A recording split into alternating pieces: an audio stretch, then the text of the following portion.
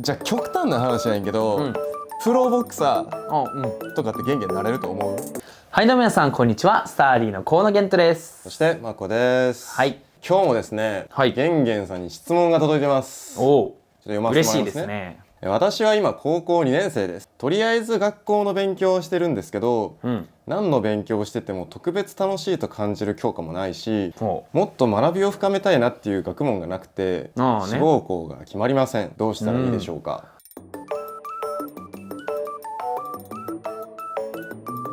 まあね、難しいけど、とりあえず難関大学に行っとけばいいんじゃない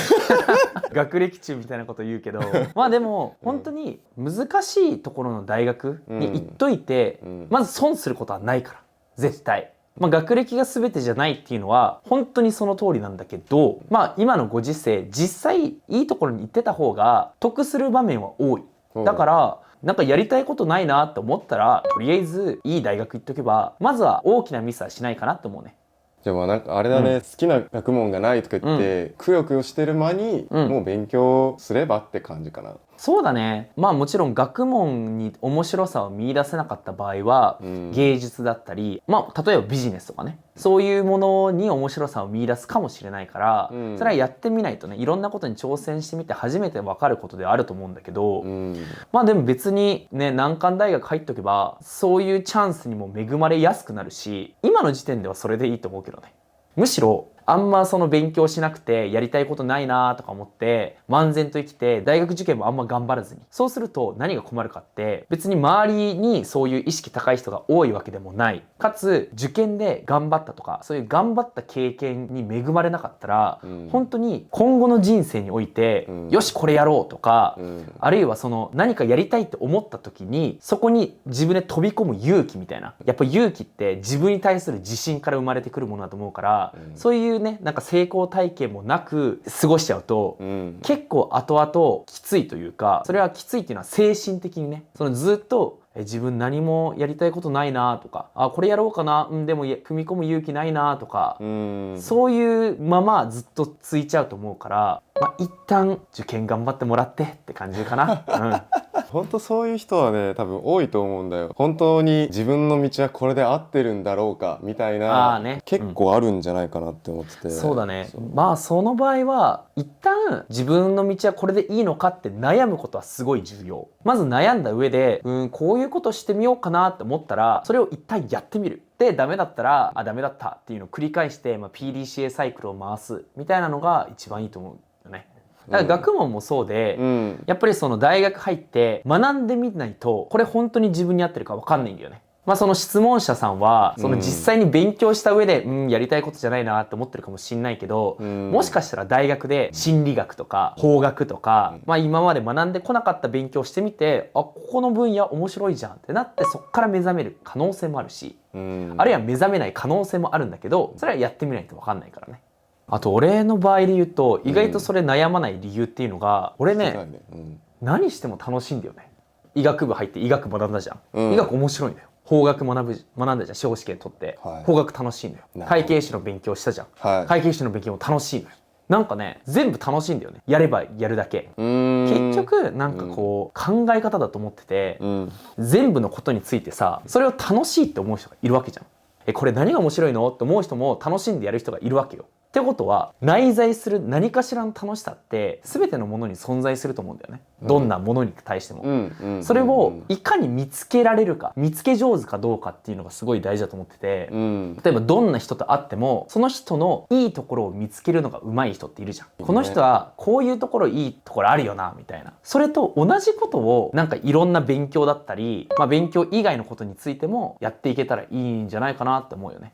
でも何なんだろうね、その面白さを感じないみたいなんてさ、どういう元々あんま感覚わからんかな、これは。それ多分、自分に対する自信って結構影響してきてると思うんだよね。そのなんかこれ俺多分向いてないなって、うん自信なくしちゃうと当然それに対するモチベってなくなるだろうし、うん俺の場合は今何も分かんないとしてもちゃんと時間かけてやればいつかはこの道のトップか分かんないけど、まあある程度エキスパートと呼ばれる領域にまでは達せられるだろうなっていう自信があるから、これやってもどんどん先に進めていけるだろうし、そういうなんかこう自信だったりっていうのがいいところを見つけられるかどうかっていうところに大きく変わってくると思うから、まあ結論、うん大学受験頑張ろう。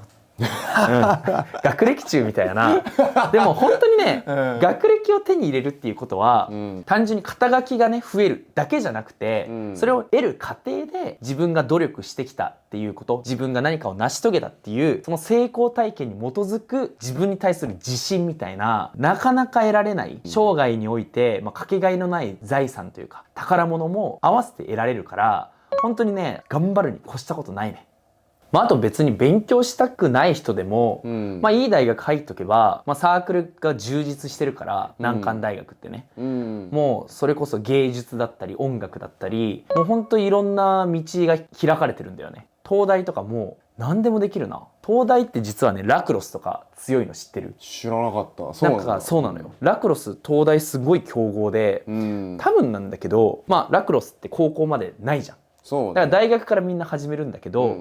何か新しいことを始めて上手くなるっていう、できないことをできるようにしていくっていうところは、東大生は得意とすることだし、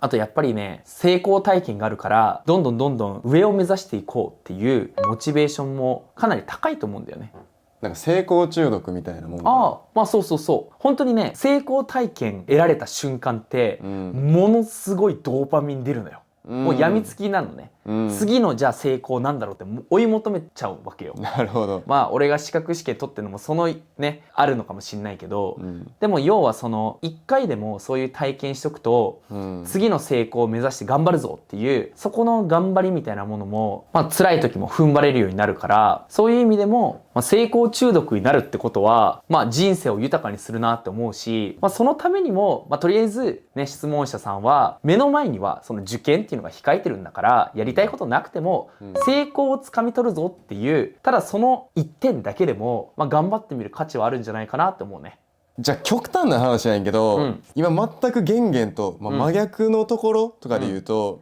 プロボクサーとかってゲンゲンなれると思う？なれんじゃない？わかんないけどやればね、ちゃんとやればね、これは前提があって、ちゃんとやればなれるのよ。